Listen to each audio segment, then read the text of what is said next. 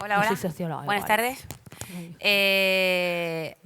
Hay un foco enorme, no vemos mucho las caras, pero bueno, bienvenidas a todas y a todos a FOCO, Fórum de Ciudades Corresponsables de Canarias.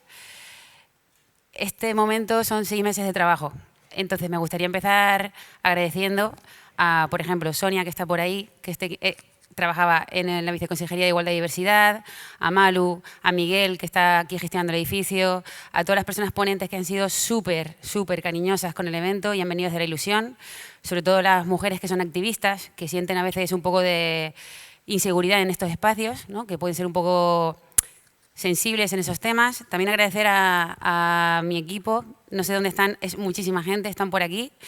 Un fuerte aplauso para mi equipo, por favor. Se lo han currado muchísimo, muchísimo. Veo por aquí a Davinia, por ejemplo, de comunicación, super crack. Milena, que probablemente esté resolviendo cosas, porque hay una pista del aeropuerto que está sin usarse hoy.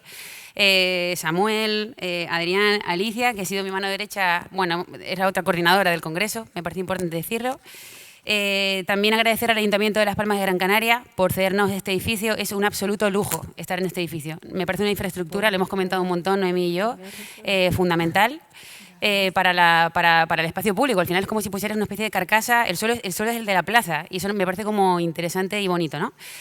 También es un edificio inmenso para limpiar, así que me gustaría como visibilizarlo porque hay muchas mujeres que han estado limpiando estos días este edificio y de esto va la conversación.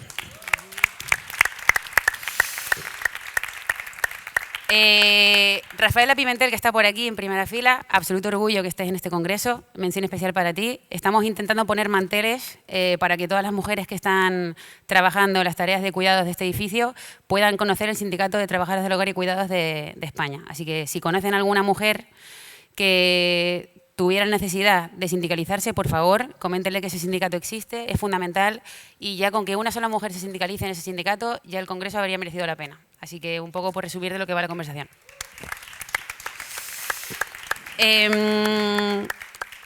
Aquí falta una persona, y esta parte me parece interesante. Aquí falta Montserrat. Montserrat, como no puede ser de otra manera, es la jefa de Protección Civil del Gobierno de Canarias. Entonces, bueno, es una mujer que puede venir o puede no venir, dependiendo de lo que pase en Canarias, ¿vale? Quizás entre de una manera triunfal a mitad de sesión, pero no es una invitada que podamos garantizar. Y el último agradecimiento es a la viceconsejera y a Llurena, que está por aquí también, la secretaria, porque nos han dejado absoluta libertad para hablar de lo que consideramos que es importante para Canarias, así que muchísimas gracias también por eso.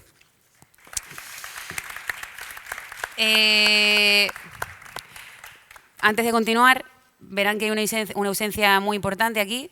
No hay ninguna persona que esté traduciendo en lengua de signos.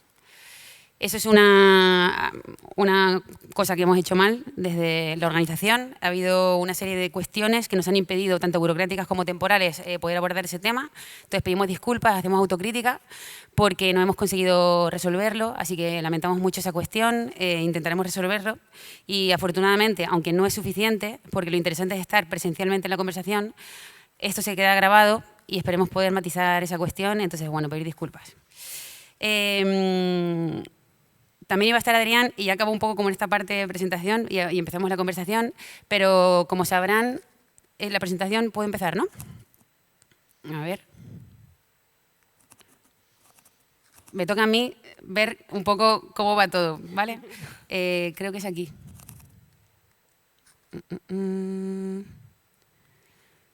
No es tan importante.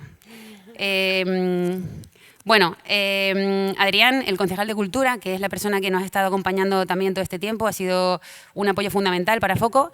No puede estar porque, como sabrán, Jerónimo Saavedra falleció hace 2 días, si no me equivoco, una persona absolutamente referente en políticas públicas y también para los derechos LGBT, muy importante esta cuestión. Y nada, no sabíamos cómo abordar este tema del Congreso. Yo no conocí nunca personalmente a Jerónimo, Noemí sí lo conoció. Pero pensábamos que también habría como que celebrar la alegría de una persona que había dedicado su vida al servicio público y leyendo un poco la vida de Jerónimo, hubo una frase que nos impactó muchísimo al equipo, justamente ayer, antes de ayer, que decía que Canarias es posible. Esa frase nos parece brutal y un poco el Congreso va también de eso, ¿no? De entender que Canarias es posible y que es posible solo si lo hacemos posible y empezamos un poco a liderar ese cambio. Entonces, bueno, no sé si entienden un poco la metáfora, pero quizás en lugar de un poco de minuto de silencio, ¿por qué no celebrar la vida de una persona que intentó cambiar Canarias? Así que también un aplauso para Jerónimo por su vida.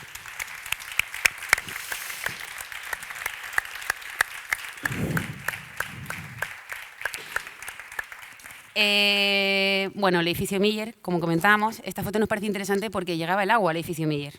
Comentario friki para las urbanistas de la mesa. Ahora es muy difícil acceder al agua, ¿no?, desde el edificio Miller. Voy a comenzar con esta foto. Yo no me voy a detener absolutamente nada.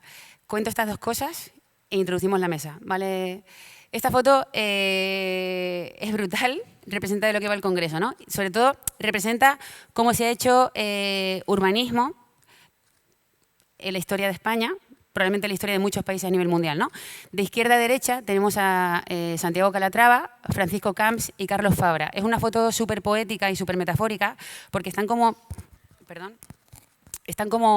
en una maqueta inmensa que no sabemos muy bien si es una escultura, si es un edificio, si es una casa, no entendemos la escala, ¿no? Creo que aquí lo comentaremos hoy. Podemos ver que hay una serie de árboles, pero por supuesto no, la escala humana está totalmente fuera. Y sobre todo hay como una imagen de poder, ¿no?, de una serie de hombres que están como encima, en su traje, su corbata, decidiendo la vida de un montonazo de personas. Eso para empezar. Pero es que lo segundo es que tanto Santiago Calatrava como Francisco Camps como Carlos Fabra han estado todos dentro de casos de corrupción y me parece un poco la conversación que tenemos que tener en Canarias, que es un territorio frágil y finito que se nos está yendo un poco de las manos. Vale, y esto es un poco de lo que vamos a hablar en Foco, de cómo intentar darle la vuelta a esta fotografía y quizás entender que esto, sin romantizar esta fotografía, que es fundamental, entender que quizás hay otros espacios que hemos ido perdiendo, como son los lavaderos, la red de lavaderos en Canarias, donde más allá de entender que las mujeres hacíamos un montón de labores de cuidados y sin romantizarlo, eran unos espacios de encuentro, socialización y cuidado mutuo brutales y súper importantes. Entonces, esta fotografía, desde el segundo cero que imaginamos Foco, pensamos que tenía que ir por aquí. Y bueno, esto es un poco la síntesis de lo que es Foco. Para terminar, de todas las cosas que podríamos hablar en Canarias, hemos seleccionado 3 ejes que nos parece la fotografía actual. Estos 3 ejes, si hubiera sido hace 10 años, serían diferentes, dentro de 15 a lo mejor serán diferentes. Actualmente, para nosotros, como profesionales de la arquitectura y el urbanismo, son salud comunitaria, fundamental la salud a la hora de hablar de territorio y de urbanismo, vivienda colectiva, no vivienda, vivienda específicamente en su dimensión comunitaria y colectiva, y espacio público y territorio, pues por lo que todos ya conocemos. Y sin más, te cedo la palabra. Gracias María. ¿Se me oye? No se me oye. Así se me oye, vale. Muchas gracias María. Muchas gracias a todas y a todos los asistentes, los y las ponentes y demás invitados. Simplemente darle de verdad muchísimas gracias. Desde la Viceconsejería de Igualdad y Diversidad, desde la Consejería, estamos muy contentas de que ya por fin estemos en el Fórum de Ciudades Corresponsables. Uno de los desafíos de la Viceconsejería es apostar, ¿no?, por el diseño de espacios integrales de cuidados dentro del plan corresponsable que realmente lleven a cabo eso, la corresponsabilidad. Y para ello es tan importante el diseño del entorno urbanístico. Hoy, la verdad, es que Canarias tiene que sentirse muy contenta por contar con estas jornadas, con estas ponentes fantásticas, con todos los ponentes que vamos a ver a lo largo de estos 3 días, de áreas muy diversas: filosofía, trabajo social, psicólogos, economistas, urbanistas propiamente dicho. En fin. Son unas jornadas muy interesantes, se ha trabajado muchísimo en ellas, este es el resultado. Y en fin, no más que de verdad que agradecerles. Quiero hacer también una mención también de agradecimiento, porque aquí colaboramos todos por Canarias, al Ayuntamiento de Las Palmas de Gran Canaria, que nos ha cedido este edificio tan emblemático y, como decía María, un espacio ideal, casi perfecto para poder realizar el evento.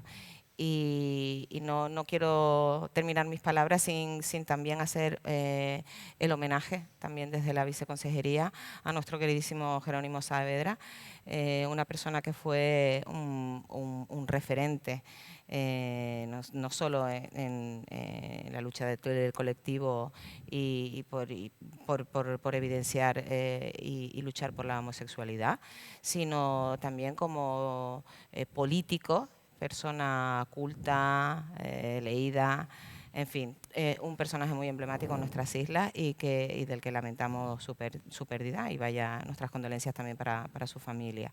Y yo sin más, no quiero entretenerles más, de verdad, me quedo con mis fantásticas compañeras, mujeres, estoy rodeada de mujeres fantásticas, me encanta. Y nada, no sé quién tiene la palabra, Noemí, Blanca. Si continúo por aquí. Sí. ¿Sí? Les presento un poco para que... Vale. Venga. Bueno, pues nos acompañan hoy en la mesa, de derecha a izquierda, lo primero de todo, mujeres a las que yo admiro, así que ha sido esto un poco un regalo que me he hecho, nos hemos hecho en la Oficina de Innovación Cívica. A la derecha, Blanca Valdivia, que es socióloga urbana y parte del colectivo PUNSIS, una cooperativa especializada en urbanismo feminista y ecología. También nos acompaña a su lado Larisa Pérez Flores, filósofa, doctora en Filosofía y Cultura y Sociedad por la Universidad de La Laguna. Y a la derecha mía, Noemí Tejera, que también ha estado en el equipo de contenidos, de selección de invitados e invitadas, junto con Ricardo García, que está por aquí, en BA, y Antonio, que no sé dónde están, pero también están por aquí, que es arquitecto urbanista, parte de Arquitectura ANCA, también está por aquí Elsa, compañera de trabajo, y parte también de Marca Púrpura, la Asociación de Mujeres Arquitectas de Canarias. Bienvenidas. Si les parece, empezamos por Blanca, para situar un poco la conversación sobre el derecho a la ciudad y el espacio público. Vale, ¿me dejáis en el mando? Sí. Importante. Gracias. Importante. Bueno, yo quería empezar agradeciendo, por supuesto, al equipo. Me sumo a todos los agradecimientos que tú has hecho. Organizar un congreso como este, por supuesto, requiere una financiación y una parte económica, pero también al final hay una parte muy importante que acabamos haciendo y que acaba siendo un impacto en nuestra energía, en nuestro cuerpo, en nuestra salud mental, física, y que acabamos haciendo a pulmón, porque hay cosas que no se pueden valorar económicamente. Así que muchas gracias a todo el equipo por poner esto, porque al final este tipo de encuentros son un regalo para todas, para las que participamos en uno y otro lado, para poder pensar juntas y, en definitiva, poder transformar nuestra sociedad, nuestras ciudades y nuestros espacios, que creo que es la vocación última que compartimos aquí todas, ¿no? Pasar de espacios de injusticia a territorios construidos socialmente y territorialmente más justos. Yo voy a hablar bueno, del derecho a la ciudad, el derecho al territorio, porque al final seguir reproduciendo esta dicotomía entre ciudad y territorio creemos que es muy... Bueno, sigue hablando, ¿no?, de estas diferencias entre el privilegio a veces de vivir en una ciudad y vivir en otro tipo de núcleos que no son de centralidad. Y voy a hablar de esto desde una perspectiva del urbanismo feminista, que es lo que llevamos trabajando PUNSIS, que es esta banda de urbanistas que veis aquí de diferentes orígenes, edades, trayectorias vitales, con más de 17 años de experiencia. Yo os traigo aquí así algunas imágenes para empezar a pensar, para replantear, ¿no?, esto del derecho al territorio más justo, como qué prioridades se materializan en nuestros espacios públicos, para quién es la prioridad, es para los vehículos, cómo es la continuidad, ¿no?, cuando de repente se acaban las aceras y los peatones desaparecen del espacio público, cómo se perciben, ¿no?, los espacios urbanos que utilizamos, están bien mantenidos, tenemos que pasar por túneles que nos generan percepción de inseguridad, tenemos que pasar un montón de barreras arquitectónicas de accesibilidad, son espacios que no están bien mantenidos, que no están cuidados, a los que no se les ha puesto ningún tipo de cariño, cómo se concretan las desigualdades sociales en los diferentes barrios donde existen desigualdades económicas, ¿no?, de cómo es el mobiliario en un barrio de clase alta, como puede ser Sarriá en Barcelona, frente al mobiliario que nos encontramos en un barrio de clases populares y clases trabajadoras, como puede ser Villaverde en Madrid. Bueno, mismo mobiliario o mismo tipo de mobiliario, concreciones muy diferentes que tienen que ver mucho con las clases sociales, que es algo que pensamos que es muy importante seguir hablando. ¿Cuál es el espacio para los cuidados y para la vida cotidiana en la ciudad? Cuando estamos hablando de cuidados desde una perspectiva global, integral, cómo se concretan en esa acera que de repente tiene un pequeño escalón que no nos deja caminar, para las infancias, para las pequeñas infancias y poder acompañarlas, para nuestras personas dependientes en su última etapa de vida.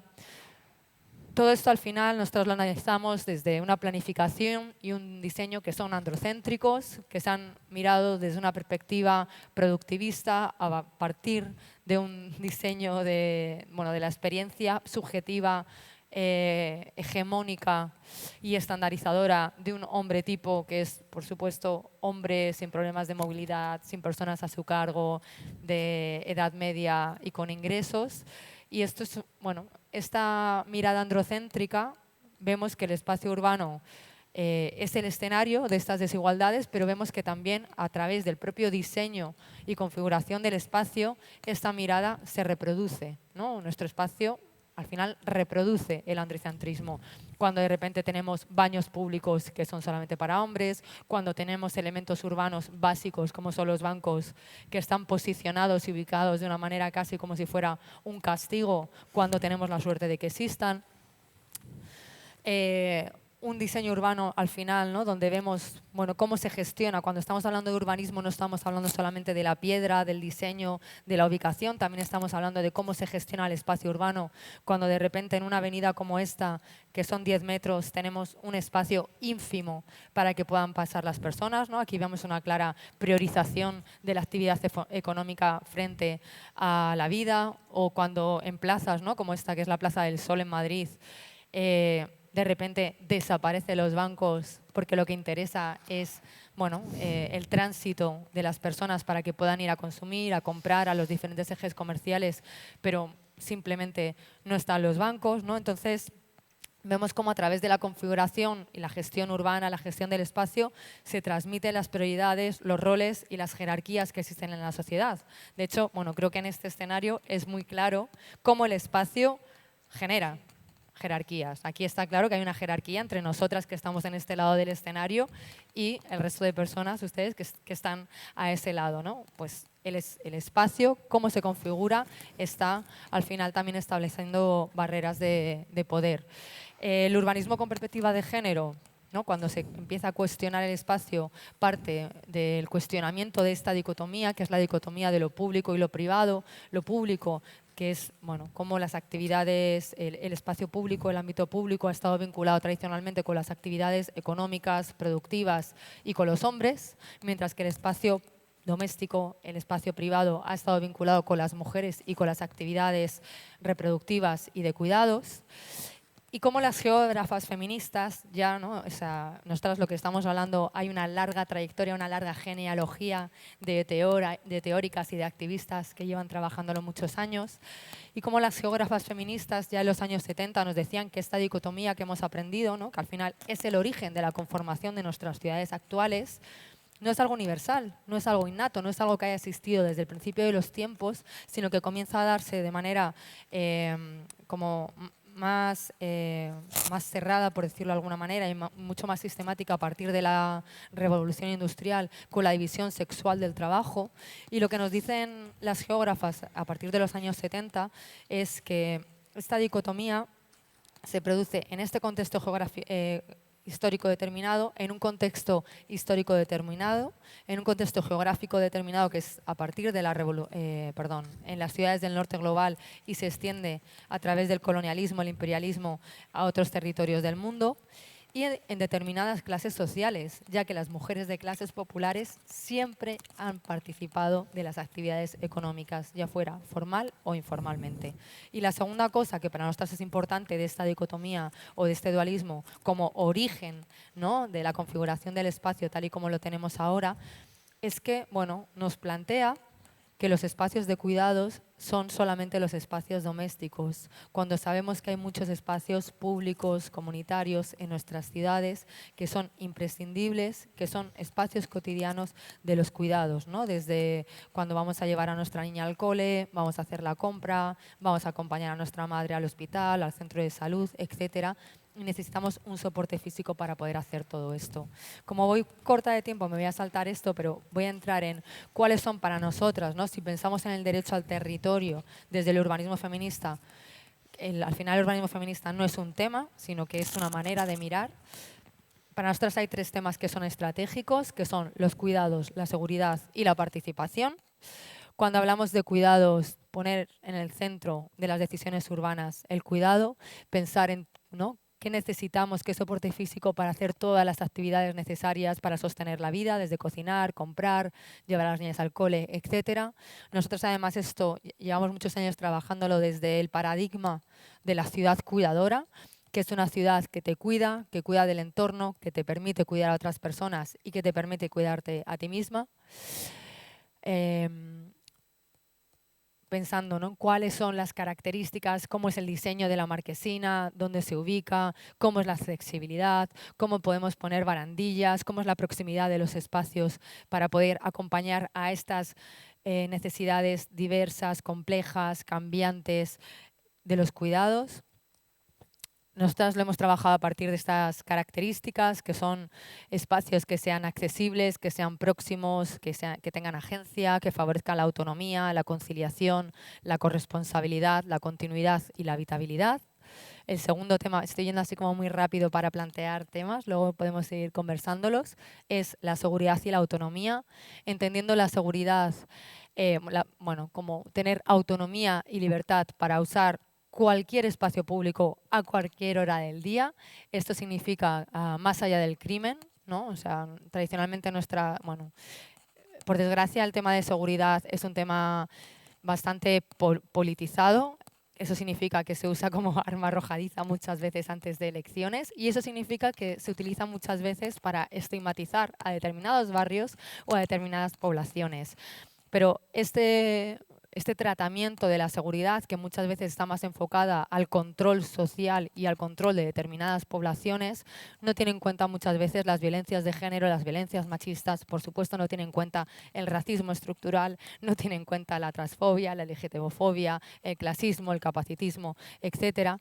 Y para nosotros es muy importante trabajar desde la percepción de seguridad de los espacios, no desde los datos objetivos, porque sabemos que es la percepción de seguridad, el hecho de percibir un espacio como inseguro, lo que condiciona nuestra vida cotidiana, el hecho de decidir que a determinada hora del día no salgo o cuando piensas consciente o inconscientemente cuál es el itinerario que vas a hacer de camino de vuelta a casa. Vale, pues paso por aquí porque va a estar más seguro, porque sé que hay gente, que si me pasa algo me van a ayudar, etc. Vale. Unas cifras de estas para escandalizarnos, que ya todas las sabemos, pero es que, bueno, también otra cosa que tienen el tratamiento de las violencias machistas es que muchas veces se hacen desde una perspectiva como muy sin tener en cuenta la realidad de nuestro contexto europeo en el que, bueno, pues 1 de cada 3 mujeres han experimentado violencia física o sexual, 1 de cada 20 ha sido violada y 1 de cada 2 han experimentado acoso sexual.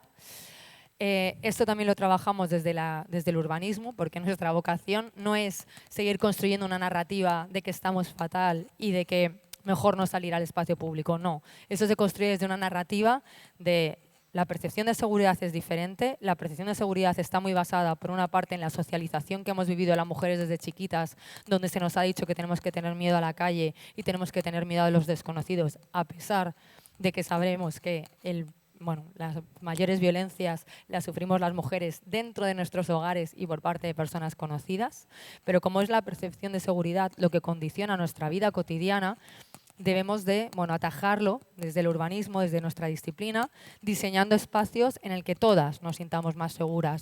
Y eso pasa, por ejemplo, por saber dónde estás y dónde vas, poder ver y ser vista, poder escuchar y ser escuchada, poder escapar y obtener auxilio, vivir en un ambiente limpio y acogedor y actuar en conjunto o de manera comunitaria. Esto lo hemos hecho en un montón de marchas exploratorias que hemos hecho por todo el territorio. Simplemente desde 2017 hasta ahora hemos hecho más de 110 solamente en Cataluña, donde miramos este tipo de cosas, pues como los túneles, aparcamientos aislados, espacios sucios y mal mantenidos, la falta de visibilidad, las calles estrechas, pero también visibilizamos los espacios que son positivos y que ayudan a nuestra percepción de seguridad, como a las actividades simultáneas, las marquesinas transparentes, cuando hay una comunicación visual entre el edificio y la calle, o la iluminación continua y homogénea. Y el último tema es la participación comunitaria, porque para nosotras, para el urbanismo feminista, cuando hablamos de derecho a la ciudad, estamos hablando al final de que existen unos criterios técnicos, pero que esos criterios técnicos se tienen que concretar con la experiencia y el conocimiento experto de las personas que viven en un territorio. Yo vengo con una experiencia de dónde vivo, de dónde vive mi familia, pero eso se tiene que concretar en este contexto, en cómo se resuelve en la zona alta de la ciudad, cómo se resuelve en la zona baja, cómo es la conexión entre una y otra. Y este conocimiento experto lo tienen las personas que viven en el territorio y que lo conocen en el día a día y utilizan estos espacios en el día a día. Por eso para nosotras la participación ciudadana es imprescindible. Y aquí de nuevo, ¿no? Para ello hemos desarrollado un montón de metodologías. Para nosotros es muy importante también trabajar, dependiendo del proceso, pues en grupos mixtos, en grupos no mixtos cuando trabajamos temas de seguridad. Diferentes metodologías para favorecer que todo el mundo pueda participar y escuchar diferentes voces. Y es muy importante también que la participación ciudadana no sea algo anecdótico, no sea algo para quedar bien en el programa político, sino que exista un compromiso, porque las personas están participando, están dando su tiempo, su esfuerzo, su conocimiento, están haciendo esto y dejando de hacer otras cosas, y por lo tanto tiene que haber un compromiso de respuesta, de que se va a actuar, de decir, bueno, pues, ¿no? Con toda la honestidad, toda la transparencia, esto lo podemos hacer, esto no lo podemos hacer, esto lo hacemos ahora, esto lo hacemos en el siguiente presupuesto, pero que exista esta comunicación, ya que se le está pidiendo este compromiso a la ciudadanía, ¿no? Diferentes proyectos y metodologías que hemos utilizado, y con esto lo dejaría esta parte para continuar luego. Gracias. Muchas gracias. ¿Noemí? Sí, sí. Perdón, ¿cómo vamos de tiempo? Porque me he dejado el móvil fuera. ¿Qué hora es? Las 5. Las 5 y 10. Y 10, vale. 5 y 10. Vamos.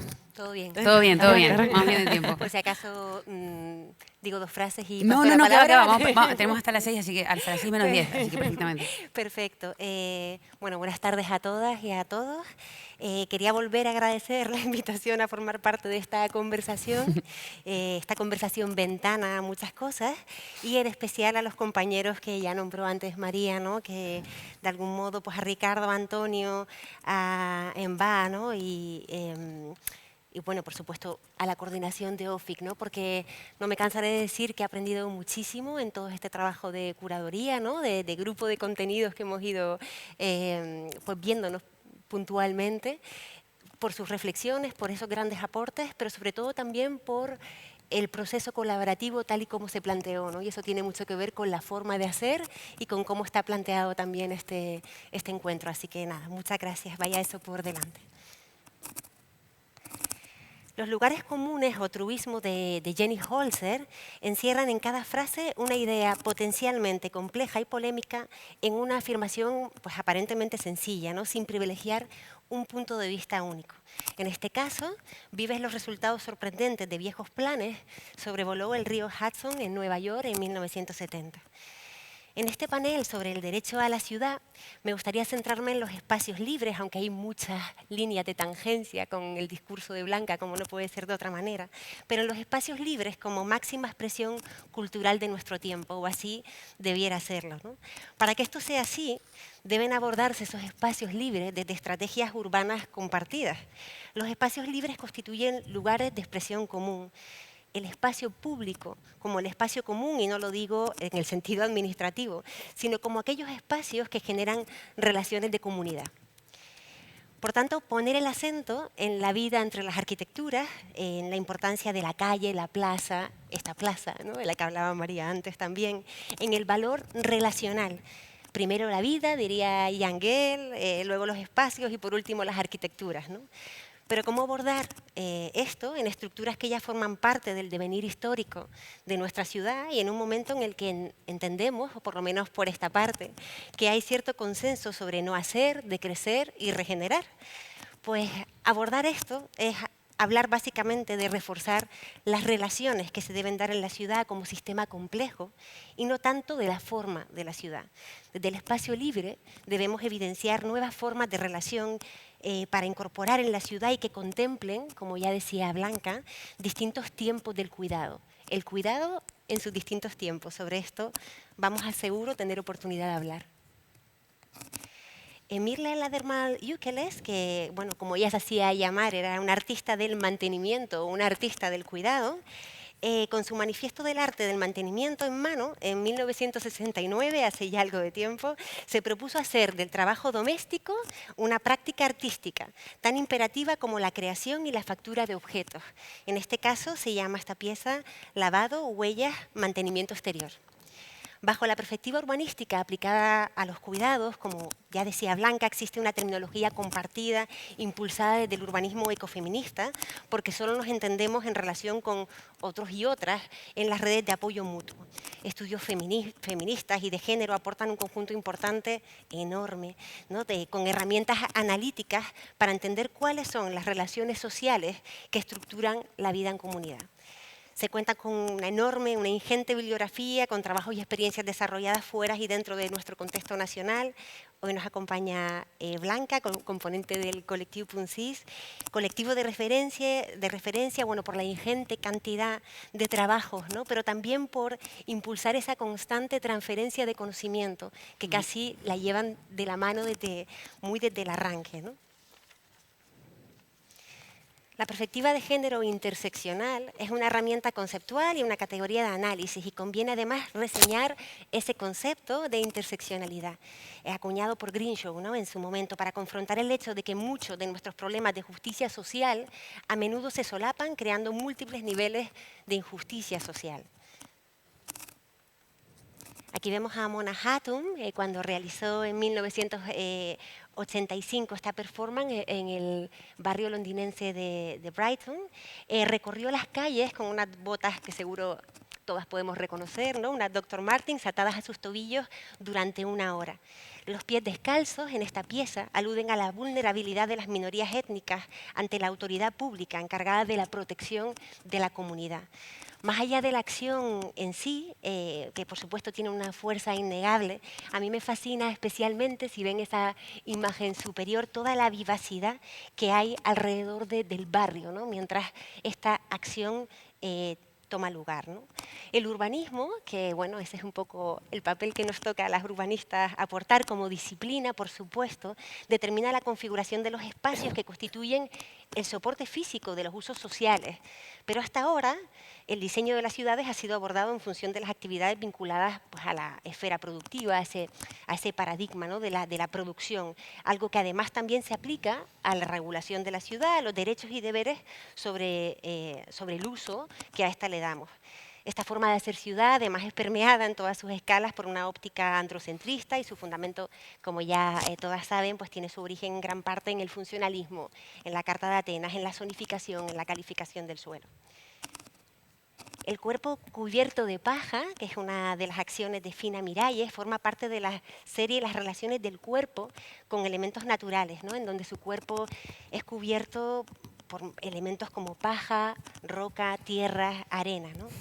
Más allá de las múltiples lecturas que pudieran hacerse, esta imagen entiendo que tiene una belleza política, ¿no? Hay una estética política vinculada a esta imagen. Queda de manifiesto el reconocimiento de su propio cuerpo y de su condición de mujer como naturaleza. La condición multidimensional de la ciudad, tal y como la enuncia Izaskun Chinchilla en su publicación vinculada a la tesis, debe atender a la diversidad de nuestros cuerpos. Se trata de una respuesta eficientemente plural a todas las relaciones que en la ciudad se dan, teniendo en cuenta la diversidad de experiencias, rompiendo con la estandarización de sujetos, con cuerpos, vivencias y deseos. Debemos, entendemos, sabernos frágiles. Yayo Herrero y Alicia Puleo, que siempre las nombramos, ¿no? Desde los ecofeminismos, nos llevan tiempo advirtiendo: somos seres ecodependientes e interdependientes. La vida humana está instalada en los límites, y pretender crear mundos que crezcan ilimitadamente es declarar la guerra a nuestros cuerpos y a los territorios. En el caso de Canarias, además, estas islas en un mínimo territorio concreto se ve sometida, pues, a un sinfín de presiones constantes en el tiempo, ¿no? Además de la crisis climática y de la biodiversidad como procesos globales y retos inmediatos propios del antropoceno. Abordar la equidad en la salud urbana pasa por la justicia ambiental. también tenemos derecho a espacios libres en donde la relación con lo natural vaya de la mano. Espacios libres jugables y en donde se produzca la regeneración de la vida de otras especies y donde los procesos biológicos sigan su curso. Y de esta forma, además, recuperar el contacto con la naturaleza, ¿no? Esta biofilia que hemos perdido. Espacios libres renaturalizados que mejoren la calidad del aire, que incorporen espacios de sombra, que bajen las temperaturas, que esto además se dé a partir de estrategias pues no solo circulares, sino también regenerativas, ¿no? Ya que debemos dar más al planeta de lo que extraemos y consumimos. Debemos pensar en la reivindicación de la ciudad como un medio que debe ser biodiverso, en lo natural como una exigencia cultural. Y bueno, dicho esto, esta que ven aquí es la ciudad de Las Palmas de Gran Canaria. Es una preciosa imagen, bueno, ideada por una artista, una fotógrafa que firma como Soleker. Este es nuestro espacio de trabajo. Esta transformación, como decía también por último Blanca en su intervención, pasa por estrategias urbanas compartidas en donde los procesos de cooperación ciudadana, aquí me gusta siempre nombrar a Itziar González cuando plantea participación versus cooperación, ¿no? Dice, vamos a hablar no de participación, sino de cooperación, ¿no? Para que se entiendan como una actividad continua, más allá de la participación preceptiva de todo instrumento de planeamiento, y a partir del cual se recojan los datos de forma desagregada y atendiendo con especial interés a la interseccionalidad. Por valernos de las palabras de Jane Jacobs, que seguro oiremos nombrar en más de una ocasión durante estos días, las ciudades tienen la capacidad de proporcionar algo para todas y todos, solo porque y solo cuando son creadas para todos y todas. Muchas gracias.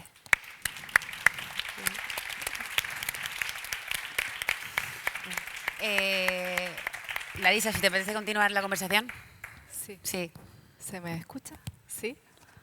Bueno, no quiero ocupar tiempo con los agradecimientos, simplemente gracias de corazón por los cuidados y por contribuir de una manera tan contundente a la transformación, ¿no?, de Canarias.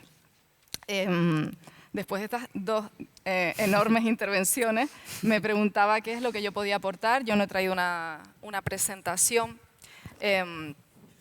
No he pensado tanto en concreto en el derecho de la ciudad, en mi trayectoria, pero sí he intentado pensar este territorio. Y entonces voy a plantear como una serie de preguntas o a traer una serie de herramientas que creo que igual nos pueden ayudar a hacer un análisis más situado, trayendo todas, ¿no?, estas herramientas que son válidas para pensar muchísimos espacios, cómo podemos aterrizarlo en un territorio como el nuestro, ¿no? Entonces, creo que una de las preguntas primeras que habría que responderse si se quiere transformar un territorio y hacer un urbanismo distinto en Canarias sería preguntarse qué es Canarias. La filósofa de pesada, ¿no? Pero como vamos a empezar sin, ¿no?, sin poder definir el objeto de estudio, esto es algo bastante complicado, como podrán adivinar. Me encantaría hacer un taller solo con ver las respuestas y las entradas. Tengo poco tiempo, ¿no? Pero sí que plantearía que los dilemas a la hora de definir Canarias ya vienen solo cuando un intento para definir algo muy sencillo es intentar como enmarcarlo en algo mayor. ¿A qué pertenece Canarias, ¿no? ¿Qué tiene en común con otros lugares? ¿Cuál es ese marco común, ¿no? Y podríamos tener muchos criterios, quizá un criterio más geográfico. Vamos a poner un criterio continental. Los continentes son más grandes que las islas. Estos son islas, ¿no? ¿A qué continente pertenecen las islas, ¿no?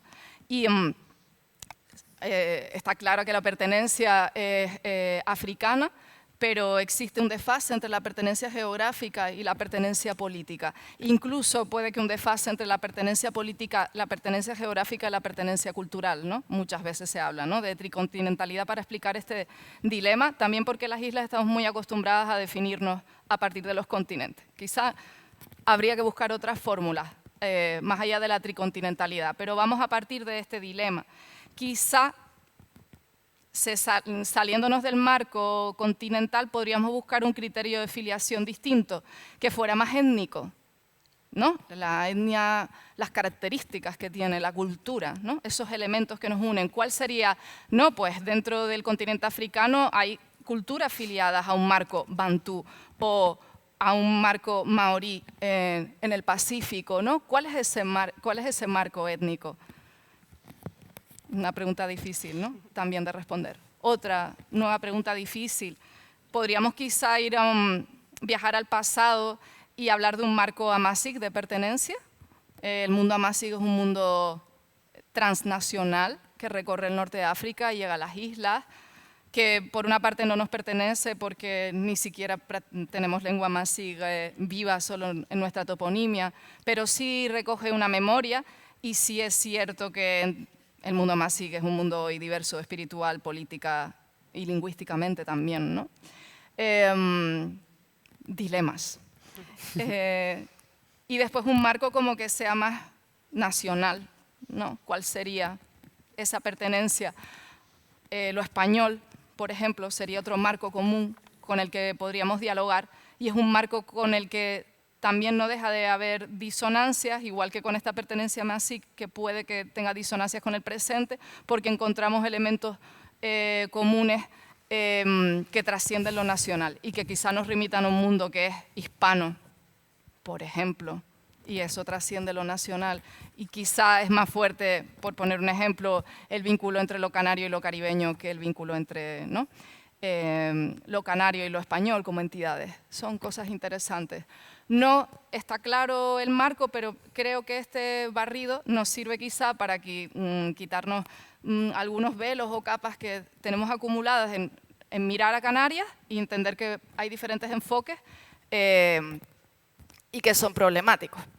Yo no voy a resolver nada, intento bajar del enfoque macro a un enfoque más micro y no enrollarme, decir, a ver, si quiero definir un territorio, no tengo clara la pertenencia a un ámbito más macro, pero quiero ver sus límites, creo que Canarias, a pesar de que parece un espacio muy ambiguo, tenemos una facilidad increíble para definirlo, porque hay una frontera natural, que es el agua.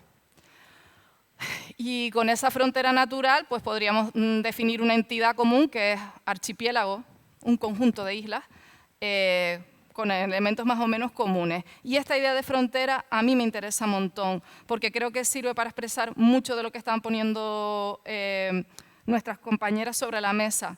Es decir, aterrizo. Esta frontera, la primera, la del agua, la que me permite decir esto es Canarias, de esto no es Canarias. Ese es el principio de una definición. Esta soy yo, lo que me distingue a mí de ti. Pues esto es Canarias, lo otro no es Canarias, es ese perímetro marítimo. Es una frontera que tiene una dimensión física. Frontera no quiere decir insalvable. Frontera quiere decir que hay una separación. De hecho, gran cantidad, todo lo que hay en estas islas ha llegado por el agua. Es una frontera bastante porosa, a pesar de que digan que somos islas aisladas. Yo siempre reivindico que va a las putas del océano. Por aquí ha pasado todo quisqui, ¿no? Semillas, todo tipo de especies, humanos, ¿no? Y llegamos aquí. Y es una frontera hoy que se atraviesa de una manera súper distinta. O sea, hay personas que llegan súper rápido en un avión que va súper rápido y casi que en 15 minutos se están tomando un daiquiri. Y hay personas que antes de llegar ya se ahogaron. La frontera natural es una frontera política. Y esto es lo que nos interesa, ¿no? De lo que separa unas cosas de otras. Esto se puede aterrizar dentro del territorio, ¿no? Dentro de nuestro territorio hay fronteras que son físicas, súper literales, ¿no? Tipo un muro, una pared, es una frontera, separa una cosa de otra. A mí el ejemplo más gráfico que se me ocurre siempre es como la cárcel o el centro de internamiento. Son muros súper grandes, sí. Es muy difícil entrar. Hay sobre todo un tipo de gente dentro. Y para ese tipo de gente es muy difícil salir. No sabemos bien lo que pasa, la población que estamos fuera no sabemos bien lo que pasa adentro, la población que está adentro no sabe bien lo que pasa afuera. Una frontera hipersólida que genera desigualdad, ¿no? Pero hay fronteras que sin tener esa solidez también están en el espacio público y separan las cosas. Ustedes han nombrado muchas de ellas, ¿no? Es una frontera que a una persona le hace no transitar un barrio determinado de la ciudad. Vegeta y sus teatros. No hay ningún cartel que lo prohíba. Ni siquiera el otro día me decían, ¿qué estás hablando? ¿De una frontera de clase? ¿Crees que el poder adquisitivo es una frontera? Pero si los museos son gratis. No, estamos hablando de otra cosa que se llama capital cultural. Eso genera una frontera. Hay gente que nunca va a entrar a esos espacios y gente que transitamos esos espacios todo el tiempo. Hay espacios, yo por ejemplo, que estoy en un lado privilegiado de esa frontera, yo sí voy a los teatros, yo sí voy a los cines, no pasa nada, no me siento mal, no me piden los papeles, no me siento rara, a veces un poco, pero no tanto, pues digamos que yo soy una persona que la calle es mía, bastante la calle es mía, bastante la escalera, que es sólida, no me afecta, el capital cultural, que es una barrera simbólica, tampoco me afecta, pero a una hora de la noche, como decía la compañera, ya empieza a volverse fronteriza la misma zona que antes me parecía segura. O sea que la reflexión que yo traigo es cómo intentar pensar de una manera situada es intentar pensar desde nuestro territorio con las homogeneidades y repeticiones que se dan y al mismo tiempo con las grandes diferencias que se dan, ¿no? Que sé que es una obviedad, pero igual ponerlo sobre la mesa siempre, ¿no? Entonces yo intentar poner el acento en qué violencia sufro yo cuando atravieso la ciudad o cuando atravieso mi territorio en general y qué violencias ejerzo yo, ¿no? Cuando yo recorro esa ciudad, ¿no? Y hago uso de mis privilegios a la hora de recorrerla, ¿no? Ver esa luz y ver esa sombra.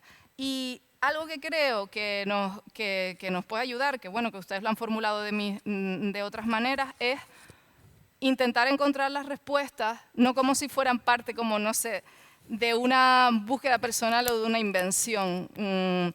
Las respuestas ya están en nuestro territorio porque ese escenario de violencia que estamos describiendo, ¿no? Que a veces a mí me gusta llamar la colonialidad, ¿no? Porque es como un pack donde está todo, las discriminaciones que estaba nombrando antes la compañera, están todas juntas, las de género, las de clase, y que en este territorio, que es de historia colonial, se ven como muy claras. También la colonialidad fracasa siempre. Siempre hubo gente que no se amoldó a eso, siempre hubo prácticas que no se amoldaron a eso, siempre ha habido prácticas comunitarias en Canarias, siempre ha habido muchos de los problemas que el urbanismo trae son problemas que trae, o sea, que la ciudad trae, es que los trae la manera de pensar la ciudad, ¿no? Y ya había alternativas de organizar la vida que no eran tan dañinas para las mujeres, que no eran tan dañinas para otras especies animales y que no eran tan dañinas para otros seres, ¿no? Entonces quizá hay que salir de la ciudad y preguntar a quienes han logrado fórmulas menos violentas, ¿no?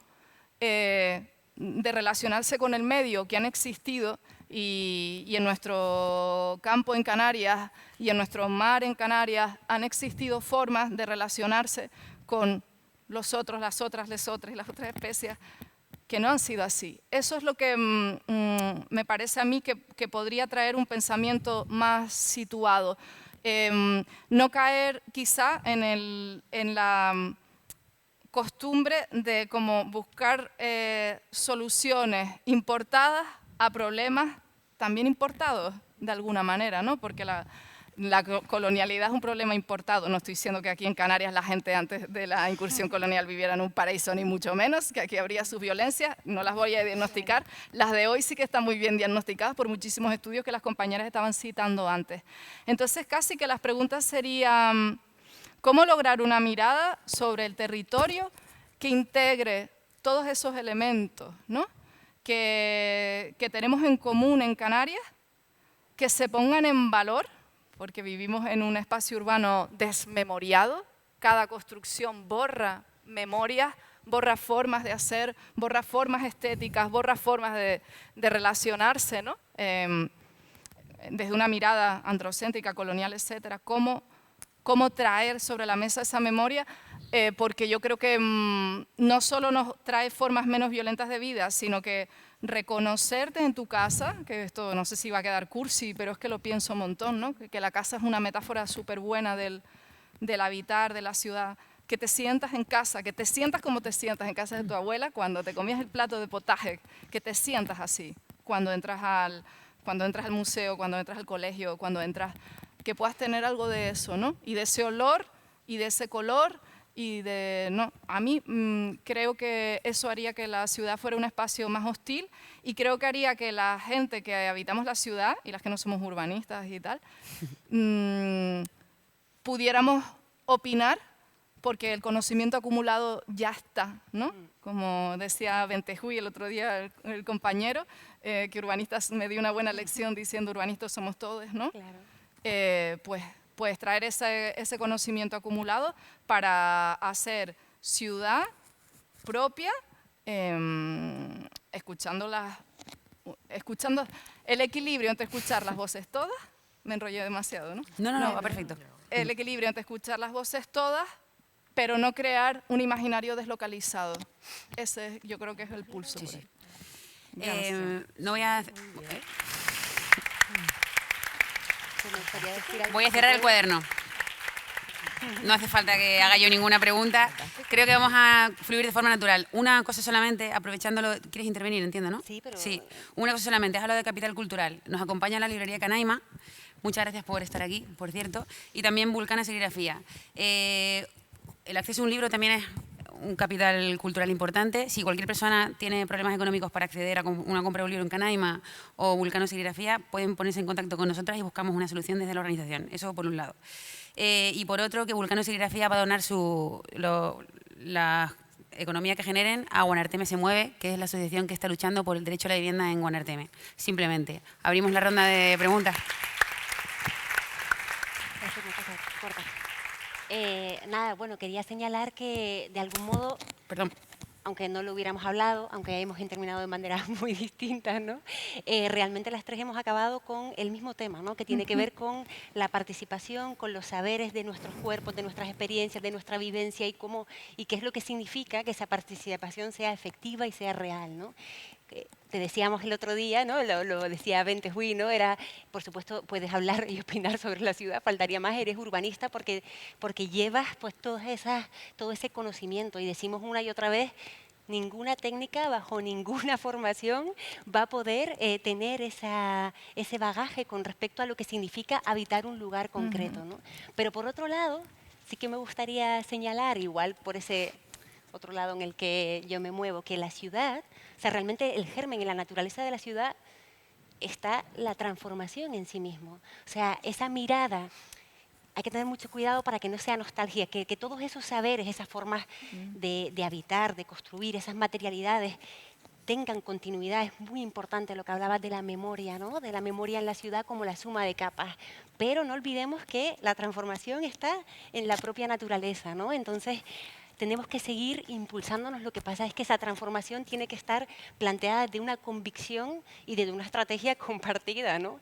Como decías, y creo que también enlazábamos con el debate el otro día, ¿no? Con respecto a muchas veces en Canarias nos sentimos que estamos, y por suerte, como por detrás de otras experiencias, ¿no? Y decimos, oye, es que todas estas experiencias han pasado, pero ojo, que creo que es con lo que tú señalabas ahora, y seguro que Blanca también lo comparte, no estamos hablando de recetarios. O sea, cuando hablamos, sobre todo desde el colectivo, se habla de ciudad participada, de proximidad. Bueno, ¿y qué significa eso en un territorio con una geografía, con un salto como el nuestro, ¿no? Y que sin duda, como señalas, tiene unos saberes con respecto a lo colectivo, a lo compartido, que de algún modo, por supuesto, ha quedado atrás, ¿no?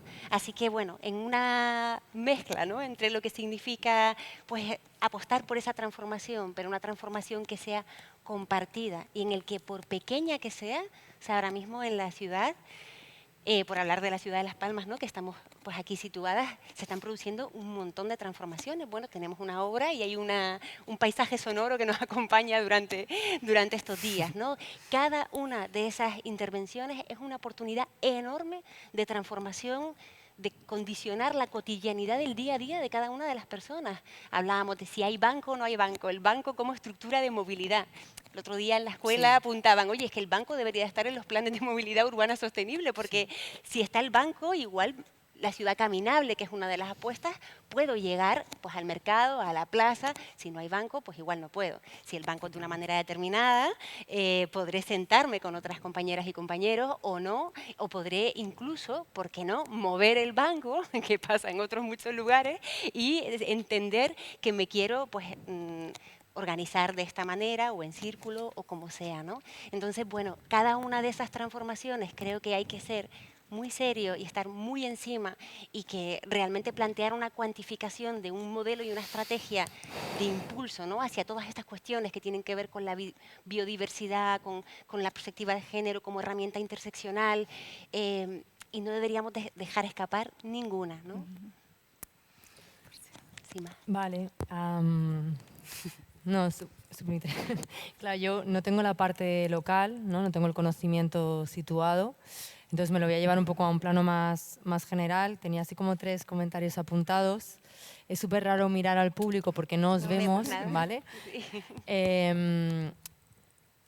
Me parece muy importante el tema de los espacios desmemoriados, pero me parece también importante una cosa que hacía referencia María, ¿no? Con la primera foto de los lavaderos, de no romantizar el pasado, Exacto. ¿no? De también como la interseccionalidad y los recuerdos son totalmente subjetivos y en una misma imagen, en una misma estampa, pasan diferentes cosas y diferentes percepciones.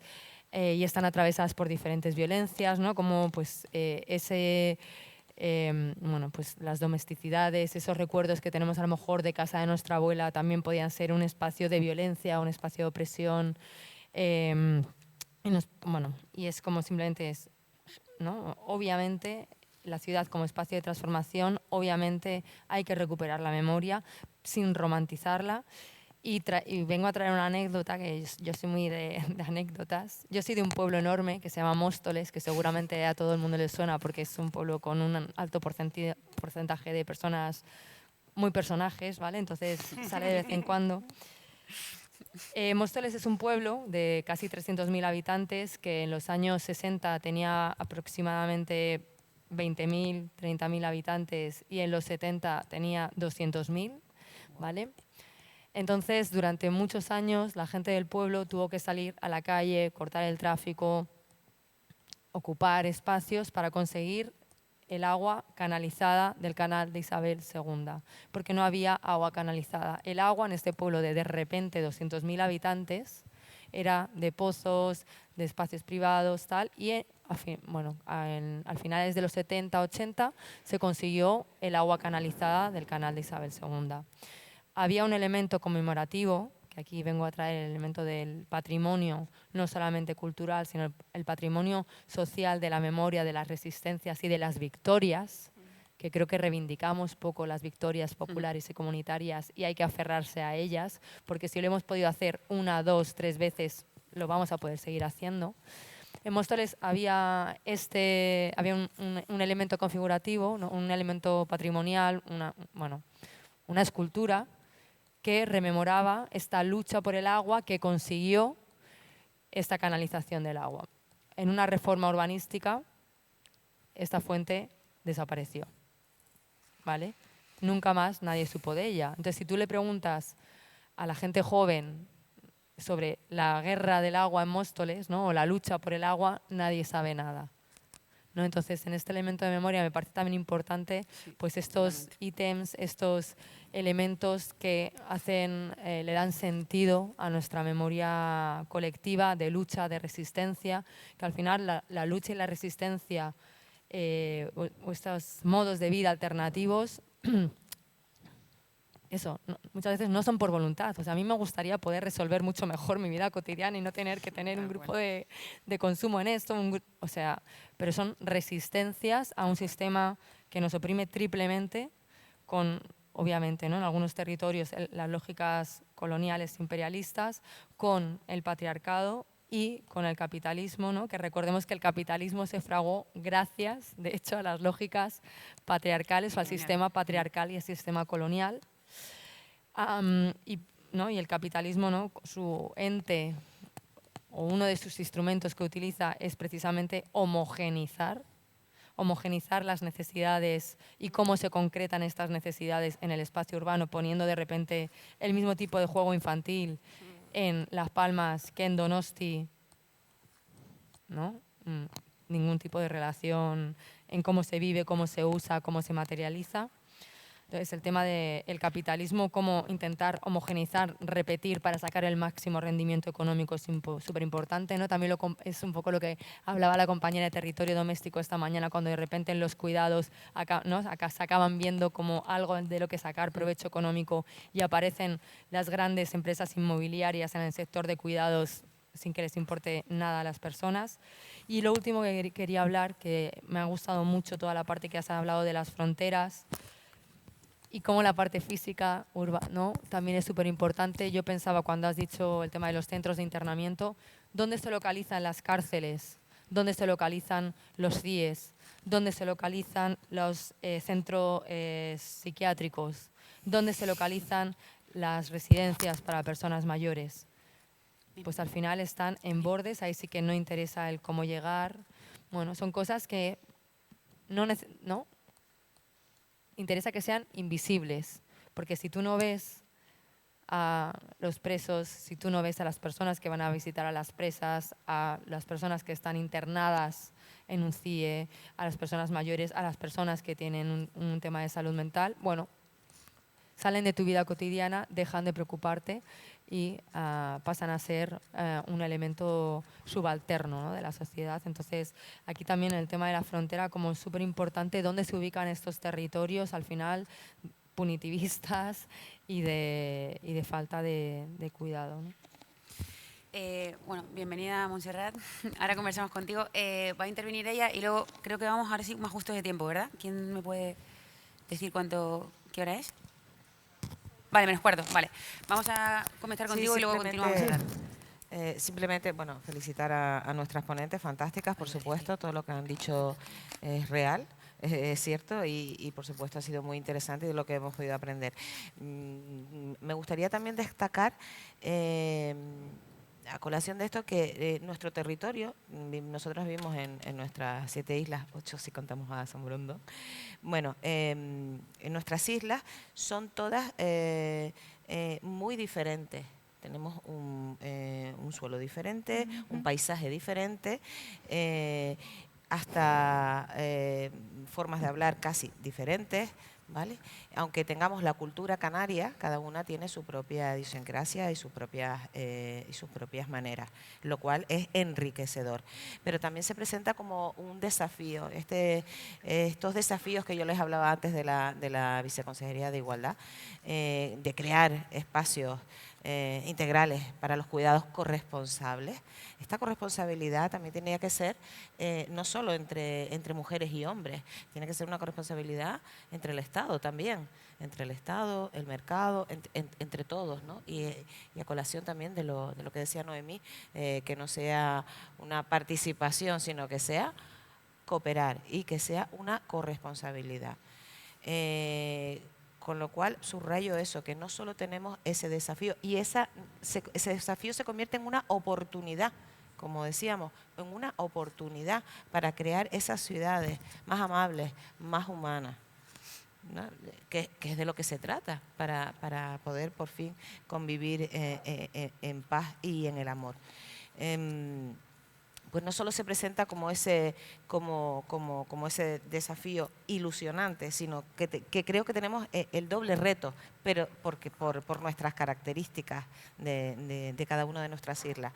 Pero al mismo tiempo es doble ilusionante porque ese reto se convierte en más potente para poder hacer esas transformaciones, porque van a ser todas diferentes. Nada más. Bueno, voy a presentar a Montserrat. Gracias por venir. Ya te presentamos antes y dijimos que eras una persona que podía venir o no venir, dependiendo de lo que pasara. Ella es criminóloga y también la jefa de Servicios de Protección Civil y Atención de Emergencias del Gobierno de Canarias. Está aquí de una forma un poco contraintuitiva porque estamos hablando de corresponsabilidad y a donde no llega el derecho a la ciudad, alguien tiene que ir en lo urgente a resolverlo. En el caso de Canarias, ella concretamente ha coordinado la crisis del volcán de La Palma, muchas crisis, pero específicamente la crisis del volcán de La Palma y del incendio de Tenerife, y tiene un componente territorial, nosotros lo percibimos así desde la Oficina de Innovación Cívica y desde Foco, muy particular, que espero que nos comentes, porque cuando tienes que gestionar un gran incendio o la crisis del volcán y la desaparición de la memoria, el arraigo, la identidad, la huida, cómo evacuar a una persona que va en silla de ruedas o que está encamada en La Palma, pues son un montón de cuestiones que interpelan a muchas cosas y una de ellas es el derecho a la ciudad. Entonces, bueno, Montserrat, bienvenida. Muchísimas gracias por estar aquí. Añadir también, si me lo permites, que teníamos dudas de si incluirla en la mesa de equipamiento y cuerpos porque hace roller derby. Y me parece brutal ese deporte. Es un deporte que es no mixto y que sobre todo habla de cómo usar el cuerpo y las redes y la colaboración de la propia gestión del deporte. Entonces, bueno, eso es una conversación que no hemos podido abordar, pero que ojalá en una segunda edición el deporte es fundamental. Quería comentarlo como curiosidad, que nos parece también muy interesante. Bueno, pues muchas gracias por la invitación. Me sabe mal no poder hilar quizá ideas o conceptos que hayan podido comentar antes. Sí, efectivamente, en esto que comentabas ahora tenemos por delante todavía muchísimo trabajo en las administraciones en cuanto a los avisos a la población que hacemos en situaciones de emergencia y riesgo, ¿no? Estamos pues acostumbradas a que muchas veces las evacuaciones, como se hicieron, por ejemplo, en La Palma o como se han hecho también en el incendio de Tenerife, pues puedan ser con megafonía, con altavoces, y ahí pues tenemos que tener en cuenta que puede ser que haya una parte de la población que se quede fuera de esos avisos. Para empezar, la población sorda, entre otros ejemplos, ¿no? Y también pues lo mismo con las personas que tienen algún tipo de dificultad en la movilidad, personas que hay que preparar, en eso sí que se tiene una especial sensibilidad, sí que existen protocolos, procedimientos en los que pues las personas con alguna dificultad en la movilidad son las primeras personas en ser evacuadas con todos los recursos que son necesarios, que hemos puesto a disposición de todas estas emergencias. En el incendio de La Palma, por ejemplo, también para poder tener pues estas personas pues en unas condiciones de movilidad acompañadas y con los recursos logísticos y sanitarios que como corresponde, ¿no? Sí que nos lo reclaman muchísimo los colectivos de personas pues sordas, con alguna dificultad, en que tenemos que mejorar muchísimo en estos avisos. También ahora hemos podido utilizar este año en el incendio de Tenerife los avisos a los móviles, que es una herramienta buenísima, porque nos permite directamente avisar a las personas que están en una zona de riesgo. Pero bueno, sí que es verdad que bueno, pues hay que mejorar esta herramienta. Es una herramienta sonora, porque pues emite un sonido muy insistente, y estamos un poco en lo mismo, ¿no? También es verdad que hay la parte escrita, pero quizá hemos detectado que podríamos incorporar la parte lumínica, ¿no? En estos avisos, precisamente para incorporar pues, personas sordas en este sentido.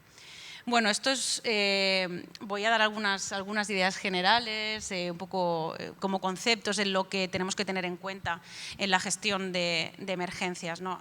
Al final, lo que queremos, lo que necesitamos las administraciones es que no se nos complique más una emergencia, ¿no? Es decir, que no tengamos en los espacios que tenemos que aplicar alguna medida de protección a la población, que no tengamos más complicaciones, ¿no? Que no tengamos muchas más personas de las que quisiéramos tener para evacuar, por ejemplo, o personas que puedan estar en indefensión, ¿no? en ese momento. Y por eso es importante pues, participar, que Protección Civil participe más, tiene que participar muchísimo más en los procesos de desarrollo urbanístico, en poder decidir a través de informes pues, esos planeamientos o esos planes urbanos que luego se van a desarrollar, ¿no? Ahí tenemos mucho que decir de si hay pues, zonas inundables que pueden generar indefensión. Ya tenemos muchos espacios muy complicados en zonas, pues en Gran Canaria específicamente, cuando tuvimos el episodio de Hermín del año pasado, la tormenta tropical,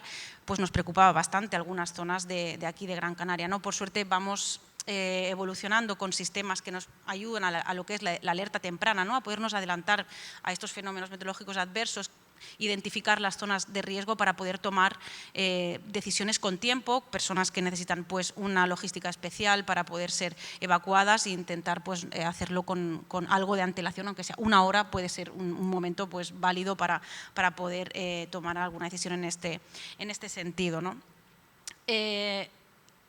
También hay un concepto que me gustaría lanzar, por si se puede tomar o las personas que se dedican más al urbanismo la podrían tener en cuenta, que es la evacuabilidad. Es decir, se habla mucho de la movilidad, de la accesibilidad, pero muy poco de la evacuabilidad, y es algo que es muy importante, es algo que creo que se puede tener en cuenta, y es pues, la capacidad de que en una zona específica se garantice que las personas que están allí puedan salir de una forma ordenada, sin aglomeraciones, sin atropellos y sin causar avalanchas humanas pues en cualquier situación de riesgo, ¿no?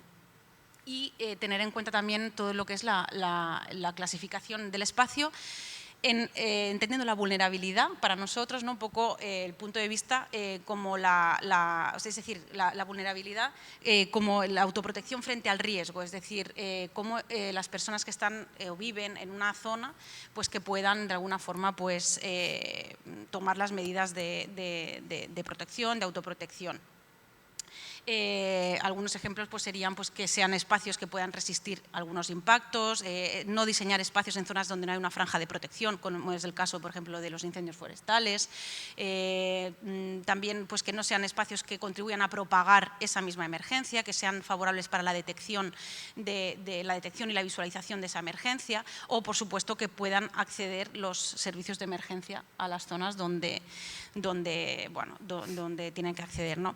Al final creo que queda muchísimo, creo que estamos un poco alejadas todavía, la administración de toda esta parte de urbanismo tendríamos que participar muchísimo más y al menos pues, decidir de aquí en adelante en qué zonas pues, pensamos que pues, no hay que instalar pues, determinados elementos vulnerables cerca de zonas que son propicias de a lo mejor tráfico de mercancías peligrosas o zonas que te pueden causar indefensión si hay un accidente químico o que son zonas inundables que realmente, aunque sean probabilidades bajas, si hay un periodo de retorno y se da ese episodio de incremento de agua en una zona que no puedes evacuar de ninguna forma, pues que no lleguemos a esas situaciones y evitarlas en todo caso, ¿no? Creo también que los espacios vacíos son muy importantes para la gestión, para la prevención. Son el paisaje mosaico que se habla mucho también en incendios forestales, pero creo que es aplicable a cualquier riesgo. Y luego quería terminar, perdón porque estoy atropellada un poco, porque no quiero tampoco romper el esquema, ¿no? Pero no sé si han comentado el tema de los refugios climáticos. No. Bueno, realmente se habla mucho del tema de la mortalidad, ¿no? De las cifras. Sabemos que en Canarias se habla mucho del tema de las personas ahogadas, que sí, que son muchísimas, que son más que los accidentes de tráfico. Si estamos en una estadística aproximada de unas 50 muertes al año en Canarias por accidente de tráfico, de 70 aproximadamente de personas ahogadas, que sí es un tema que tenemos que seguir abordando, pero por calor hay 115 personas fallecidas en Canarias, por ejemplo, este año. Si sabemos que el cambio climático va a traernos olas de calor con más frecuencia, además aquí en Canarias con este aire tan seco propiciado por la calima, que es muy, muy difícil para las personas mayores, personas vulnerables, niños, niñas, personas con enfermedades respiratorias ya de gestionar, pues tenemos que de alguna forma favorecer lo que se llaman estos refugios climáticos, que son espacios que pueden ser públicos, privados, que ya existen, los que son quizá pues, espacios como bibliotecas, museos, etcétera, pero también los espacios abiertos, que consiste pues, en propiciar zonas arboladas, jardines con puntos de agua, que al final son espacios que lo que vamos a tener que ofrecer a la ciudadanía como puntos de referencia, que los puedan ubicar, que sepan que pueden ir a cualquier hora para poder tener este confort climático, ¿no? De alguna forma, porque son episodios, como hemos visto, de mucha duración. El episodio de octubre fue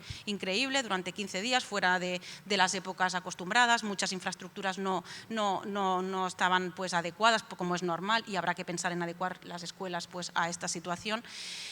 Y pues es un concepto que sí que hay que empezar a implantar. En Barcelona, en Bilbao hay bastantes redes en este sentido, y al final es garantizar que los espacios quizá que más transitados por la población, que puedan ser pues, espacios cubiertos, arbolados, con puntos de agua disponibles para garantizar esto. Piensen, y por terminar, que es que las noches ya no se recuperan. Antes las noches pues, podía recuperar más, bajaban las temperaturas y recuperaba un poco más, pero es que no se recuperan. En las ciudades es peor, en las urbes es peor que en las zonas pues más de campo, más rurales, y el asfalto también contribuye a esta pues, condensación y acumulación de calor, y la gente pues, no descansa por las noches porque no se refresca tampoco, y esto tiene un impacto obviamente en la salud de las personas, ¿no? Y si la tendencia va a ser esa, teniendo en cuenta el índice de mortalidad en esta casuística, pues creo que hay que añadir también esta visión en los debates y un poco en las decisiones de las administraciones públicas. Súper. Me da pena que no hayas podido venir antes, porque ha sido, vamos, ¿alguna compañera quiere añadir alguna cuestión antes de cerrar? Bueno, yo he apuntado muchísimas cosas muy desordenadas, pero hemos hablado, bueno, primero, el 25 vamos a ir todas juntas a la manifestación, sería genial que fuéramos todas a la vez, a hacer mucho ruido para intentar que el espacio público sea verdaderamente seguro para las mujeres. Hemos hablado de, pues no sé, de que el tiempo es importante para poder ejercer los cuidados de manera digna, el espacio es importante para poderlo situar. Hemos hablado del capitalismo y de cómo la ciudad cuidadora está completamente atravesada por dinámicas capitalistas. Nos ha quedado pendiente la conversación de qué vincula a una ciudad cuidadora con la sostenibilidad, pero eso lo hablaremos en otras conversaciones. Hemos hablado del territorio y la frontera, hemos hablado del capital cultural, hemos hablado de la evacuabilidad. Me ha interesado muchísimo esa idea. Añadiría luego también el desmantelamiento, ¿no? Una situación importante cuando la infraestructura se queda abandonada, también entra la urgencia, ¿no? Hemos hablado también de la importancia de celebrar las victorias. Recordemos que en Salvar el Puertito fue una plantita enorme, chiquitísima, chiquitísima, llamada Viborina Triste, la que consiguió parar un hotel después de 4 meses de personas acampadas que sufrían muchísima violencia. Ahora esa Viborina está contenta, ya no está triste, así que muy bien por esa lucha, hay que celebrarlo. Y sin más, espero que lo más importante del Congreso es que se conozcan, que intercambien saberes, teléfonos, contactos, cualquier cuestión, porque esperemos que esto siga haciendo, tejiendo redes, ¿no? Que al final es lo que va esto. Esto es un congreso dentro de un montón de mujeres y profesionales que están teniendo ya esta conversación. Entonces, tampoco por capitalizar este conocimiento, esto es simplemente un momento más del camino, que nos queda bastante. ¿Y alguna cuestión a añadir? ¿Puedo decir una cosa? Sí, por supuesto. Añadiendo a la lista y animar a la gente a que vaya a la manifestación del 25N, también hay una convocatoria de participación ciudadana abierta en estos momentos, convocada por el Gobierno de Canarias, para que la ciudadanía pueda opinar acerca de una futura ley que regule el uso de la vivienda vacacional. No todas las veces se dan la oportunidad de opinar sobre estas dinámicas. Sí. Además, tenemos la facilidad de que ya hay colectivos de vecinos y vecinas que han redactado propuestas y nos pueden servir de inspiración. Así que la convocatoria es muy fácil. En Google, Participación Ciudadana, Gobierno de Canarias, Vivienda Vacacional, y sale y tienes un cuadrito para expresar tu opinión. Y si alguien quiere inspiración con el trabajo que han hecho los vecinos y las vecinas, que es espectacular, que piden cosas tan interesantes para Canarias como una moratoria turística, pueden hablar conmigo, con otras personas que estén por aquí, que yo les paso el PDF para que lo tengan de referencia. Lo digo hoy porque se acaba el 26 el plazo, ya no queda casi tiempo. Gracias. ¿Quieres comentar? Muchísimas gracias.